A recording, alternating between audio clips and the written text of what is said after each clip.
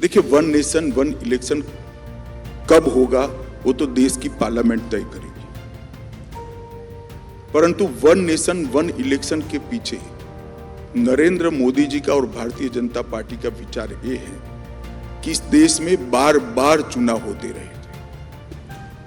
कभी 3 राज्यों के चुनाव होते हैं, कभी किस साल में 4 राज्यों के होते हैं, किस साल में 6 राज्यों के होते हैं, 5 साल में एक बार पार्लियामेंट का भी चुनाव हो जाता है और जनता चुनावों में बिजी रहती है। इससे ज्यादा रिपीटेड खर्चा होता रहता है, रिपीटेड खर्चा होता है। तीसरा, बार बार कोड ऑफ कंडक्ट लगने से पॉलिसी मेकिंग की सिस्टम भी प्रभावित होती है, कंटिन्यूटी नहीं रहती है और इसके साथ साथ डेवलपमेंट के सारे काम कोड ऑफ कंडक्ट के कारण रुक जाते हैं।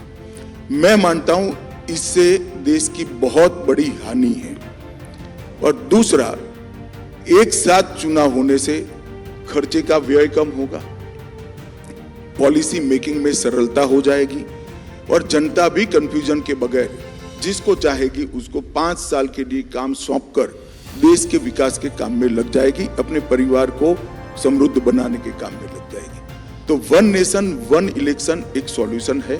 देश इसी रास्ते पर 1960 तक लगभग चला, फिर इंदिरा जी ने सरकारें गिराना शुरू की, सरकारें गिर गई तो जनरल इलेक्शन और स्टेट के इलेक्शनों का गणित बिगड़ गया और एक के बाद एक राज्य जनरल इलेक्शन से अलग होते रहे।